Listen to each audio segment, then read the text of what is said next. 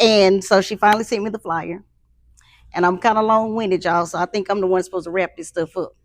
But she sent the flyer, she sent the information, and we did everything, sent her the my logo and all that good stuff. And just literally yesterday, I called her and I said, "Hey, what am I supposed to talk about?" So, and my sister, who was my assistant that goes everywhere with me, she said, "So you don't even know what you're talking about? You have to go to this event tomorrow." So I said, "Just put me in the room. I'm good." So I'm glad I, got a chance to go last because every one of you spoke something that resonated with me.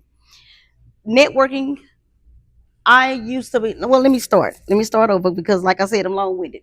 So to begin with, does anybody in here, there is anybody in here that is problemless? You don't have any problems, no problems whatsoever, personal or business. How many of you are actual business owners that own businesses or looking to start businesses?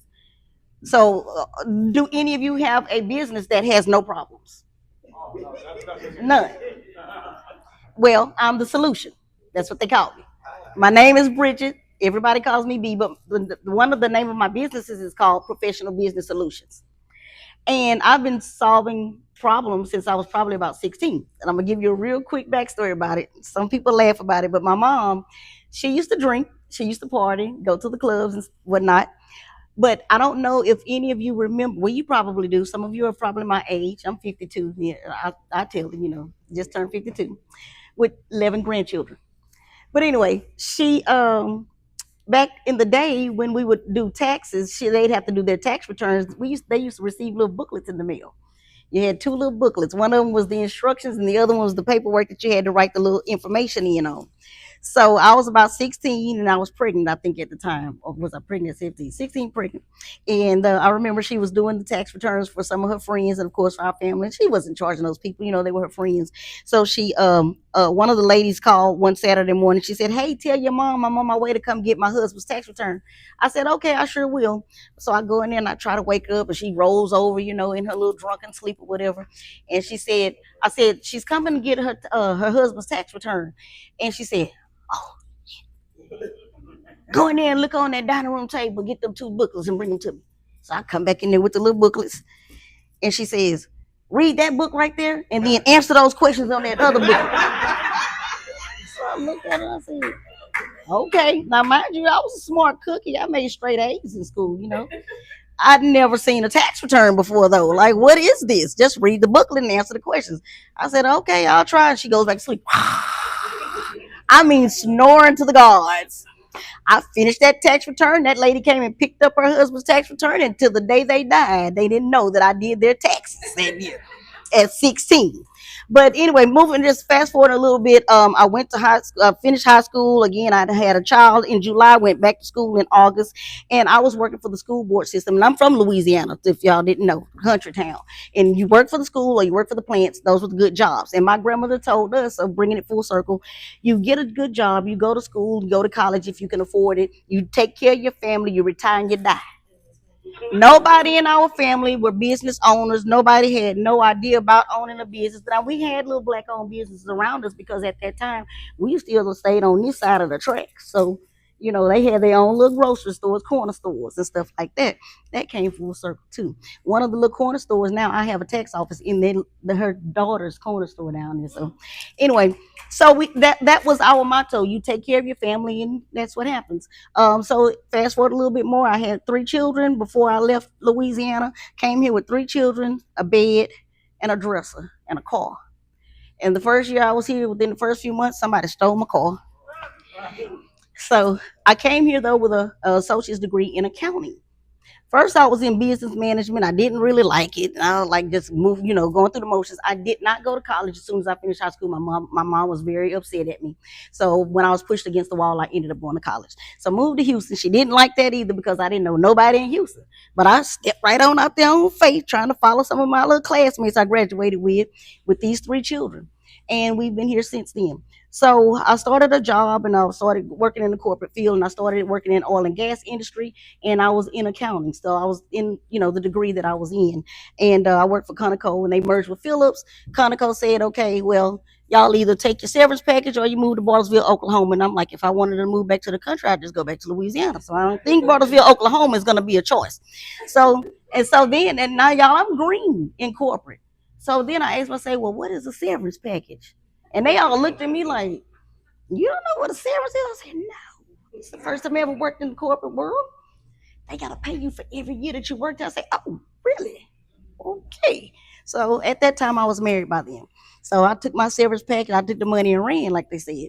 Well, I stayed at home unemployment. I told my husband, I said, I think I want to go back to school full time. Oh, no, no, no, no. We need some more income. Well, because mind you, we had 3 car notes, a house note, 4 kids, the big boys too. So I was like, okay. So his cousin asked me to babysit her daughter when she had a baby. I'm like, my baby's in middle school. What do I look like keeping some kids? But I did. I did. I did. I ain't have nothing else to do. And thus came my first business by accident because she referred me to one of her friends, and then they referred them to some of more of their friends. And I ended up having about 10 or 11 children in my living room, my formal living room full of children. I said, I think we got to do something about this before the HOA come over here and find me. So at that time, my mom was still living, so we talked about it, and she said, "Yeah, go ahead, start your daycare. Why not?" I'm thinking like, I ain't never owned a business. You ain't never owned a business. We don't know nothing about business. So anyway, I started a daycare. So my husband helped me get into a little shopping strip and everything. We had the daycare open for quite a few years. Then life happened. We ended up separating, divorced, and like I said, a little bit of everything that everybody talked about in here resonated with me, starting from the mindset because we didn't have anything, didn't know nothing about business, but that didn't stop me because, like I said, I'm smart. I can pick up with it. And then when she told her story about her childhood, there's some things that I still have unsettled about my childhood, but that still didn't stop me. And other things that resonated with me. So we divorced and everything. I took the rest of the money that I had from the daycare that I was living off of, and my sister, she right along with me. We all in one big old house. Me, my sister, my children, and by then my oldest grandchild was born. So now, okay. So we got down to the wire. I said, sis, we ain't got nothing but a month's rent left in the bank account. So we got to make a move to a smaller house. By then, we was in a big 2-story house, 5 bedrooms, game room for 3 bathrooms, and what big. So I said we got to move to something smaller. We ended up moving in a 1-bedroom apartment. But my boys wanted to do their own thing, so I didn't have anybody to worry about but my daughter, and my grandson. But we lived in the apartment with her in a 1-bedroom apartment, and I had 3 mattresses. And which one of you talked about getting down to your last? The cameraman being at rock bottom. When you get to that point where you say, "I ain't doing this again," that was never again. That was the last time that I would be on my ASS, like they call it. But I was in her living room with 3 queen size mattresses. It took up her whole little living room, trying to find this big. Me, a teenage daughter, and a 2-year-old grandson sleeping in the mattresses with no job. I decided to go back to school at that time, and I went back for business management because then I thought about all of the things that I did in the corporate world, and then start my first business. I said, hey, why not go back into business? So I got my bachelor's in business management with another concentration in accounting, and I went back to work. And so, but during the tax season, I would work for Jackson Hewitt during the tax season. And I'll never forget my ex-husband. He would still kind of help us out a little bit, but he came to pick me up from work, and I told him that it was Super Bowl Sunday the next day. And I told him, I said, I have to be back to work tomorrow because everybody else watch Super Bowl. I don't watch football. I'm coming to make money. He said, well, you can't go tomorrow. I said, why not? So I go to fussing. Rah, rah, rah, rah. Why you can't take it? He said, because your mama died. And I said, who mama? Like, who mama? And he said, yours. She'd already knew because she was at home. She had already got the phone call. So, but they knew how I was going to take it. It wasn't going to be good. So anyway, so I went through that. So life was just life. Then here come another grandkid. I'm like, y'all need to Put them something with that. And I ended up with 11. But anyway, life was life and keep on fast forwarding. So I ended up getting my own spot, got my daughter out of high school and everything. And so I started going to this church. And at that time, it was time for me to get back to God. Started going to this big old mega church.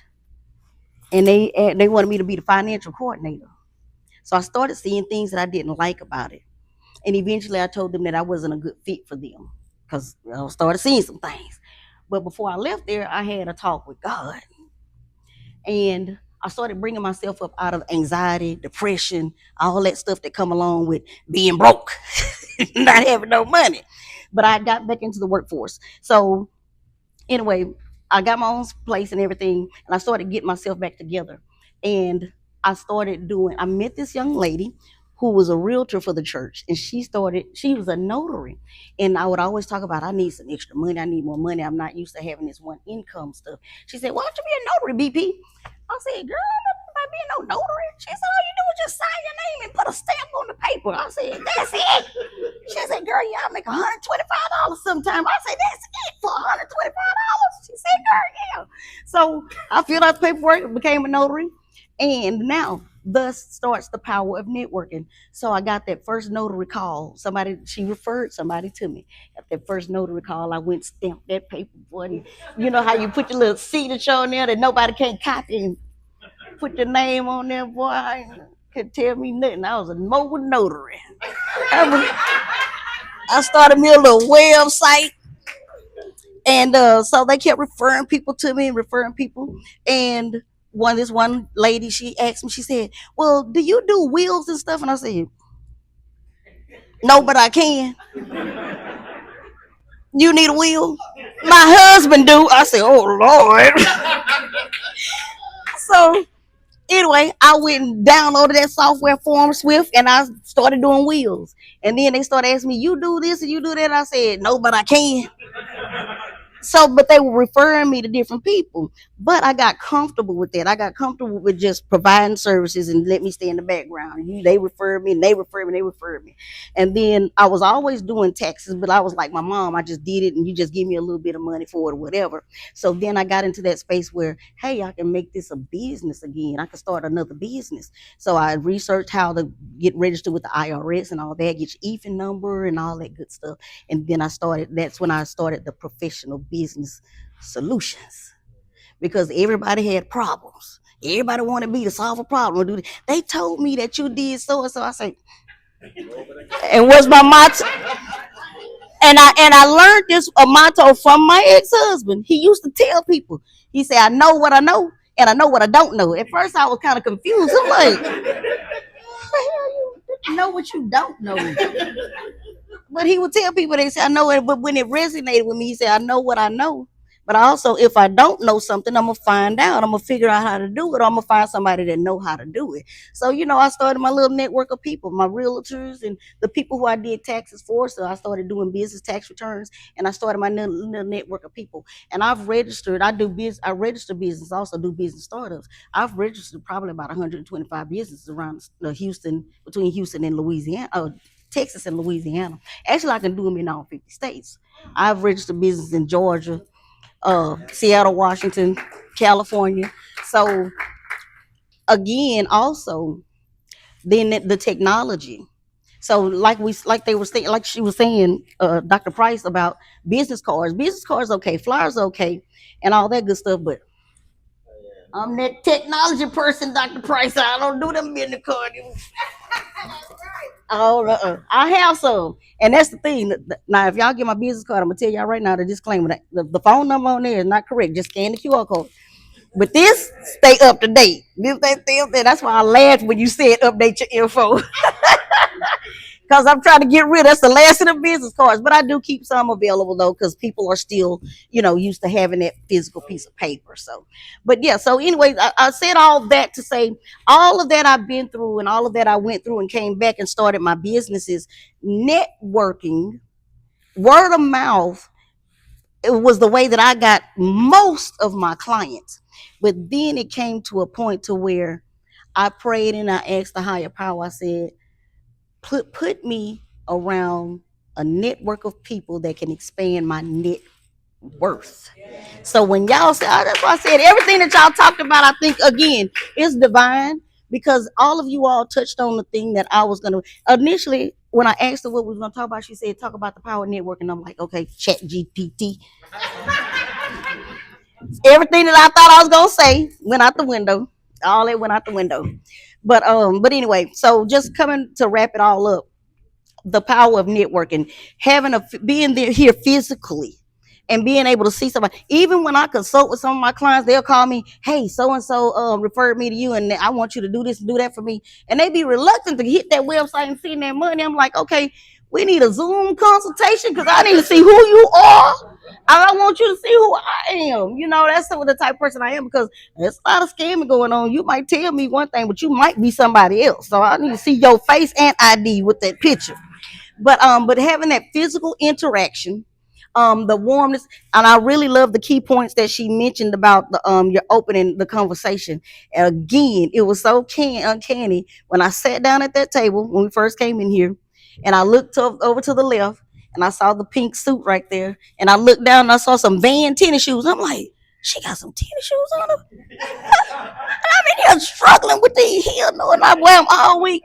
But I said that about the conversation starter, because that's what happened when we started the conversation. We started with the observation, and then we went backwards to the introduction. But I like that. I've never really heard that the way you put it, like the way you start in the introduction. But anyway, so the networking and being around a physical person or being around that physical body and actually speaking with someone, and it also enhances your skills to be in front of other people. Because again, I just wanted to be in the background, just let me provide services, do what I do my work, and that's it. But I knew that I was going to have to take it further because I always wanted to speak. So I started getting speaking engagements. And then I'm going to tell y'all, leave y'all with this. If you are not on social media, that's what's everything is going toward, geared toward. My daughter told me, back up a little bit, when COVID came, that was a real big turnaround, especially for interaction with people, because now we couldn't meet in my tax office. At the time I was on 1960, I had an actual physical office. We could not go in that building, so everybody was forced to call and we get on a Zoom. So the technology there and networking with other people again. So then when COVID came, we got comfortable with sitting at home and not being around nobody and interacting with nobody. After they let that up, I was ready to come out and meet some people, and that's when I really was like, yeah, I need a network. But anyway, expanding my network, um and being out here, I never would have known any of you, the services that she provide that I may need. When you talked about health and wealth, the sleep, I may get 3 or 4 5 hours of sleep at night. And that's because I'm always up solving other people's problems, not just business owners, but my family.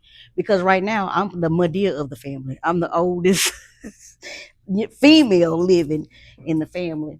Um, but the health and wellness, the obesity, I struggle with anxiety, depression, obesity. I'm the smallest that I've been in the last 30 plus years. I went from a 265 pounds, I'm down to like 170 something pounds. But I knew I had to do it because my mama passed away at 55 in the middle of her sleep from a heart attack. We still don't even know. She never told us that she was sick. We knew she had a little high blood pressure, but we know obesity running our family. And then with me working like I do, not wasn't eating right, don't sleep right, I know that that is a bad concoction. So again, listening to everybody here now, I never would have met you. Never you. Going back to Dr. Kelly, I met Dr. Kelly because one of the ladies I used to do notary for, I still do notary for, and do her son's taxes and family taxes. She referred me to this lady named Jamila who works for a church. They wanted me to do their nonprofit paperwork and their tax exempt for the church. She referred me to be on the podcast with Dr. Kelly. Again, expanding my network, because that YouTube channel, everybody around the world is going to see that. And every month I'm on that channel. So when it starts to pick up, they're gonna see those videos. And she was the last lady that actually did my interview with me, by moderator. So when I saw her come in. So, some familiar faces. But then, like I said, he said, "Oh, and I got somebody I need to connect you with." I'm like, "Okay, who else, Dr. Kelly? You make sure you call this lady number again." I had the number for almost 2 days. I still had not called because I'm always making myself busy. Finally, she reached out to me. And she said, Dr. Kelly told me to give you a call. I said, yeah, sure. I was supposed to call you, huh? Yeah, I know. So we linked up. And like I said, it was like a week's notice. But again, I try not to turn down anything to where I can be available. But I tried to talk myself out of it 2 or 3 times. Yeah, 2 or 3 times I said, gave a reason why I did not need to be at that networking event on today. So, but I'm here and I enjoyed myself. I really enjoyed being around all of you. This will definitely not be my last, and I'm waiting on the next one that she presents, and whenever you all start presenting. And my goal is also to start doing some networking. And I was telling the young lady back there at in the podcast station, we used to do mixers before we started doing the big networking events. And the young lady that was the realtor, she would have these mixers at different little restaurants. So you can still do that with, even like you said, 4 or 5 people gathered together, because then they know some people. And then when you put it on that social media, my daughter got me on that TikTok, baby, and I be up on that. And that you addicted at this point.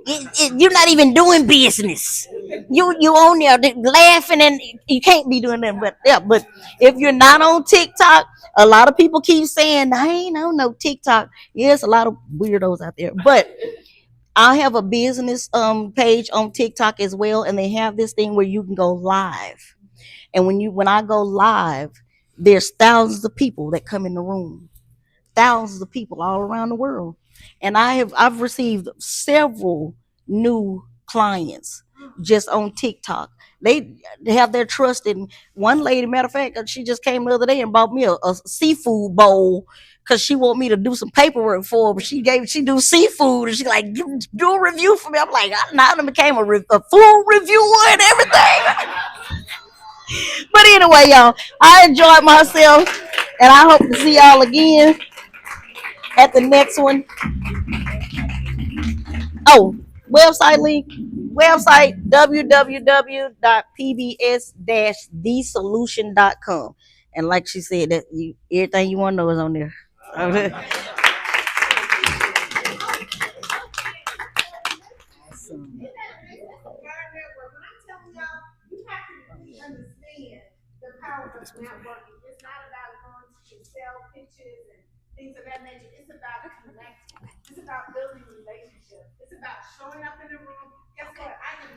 You said you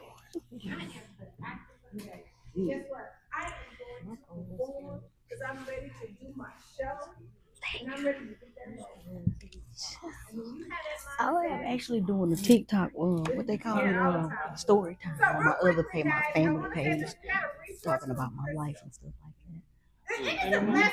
Oh, raised.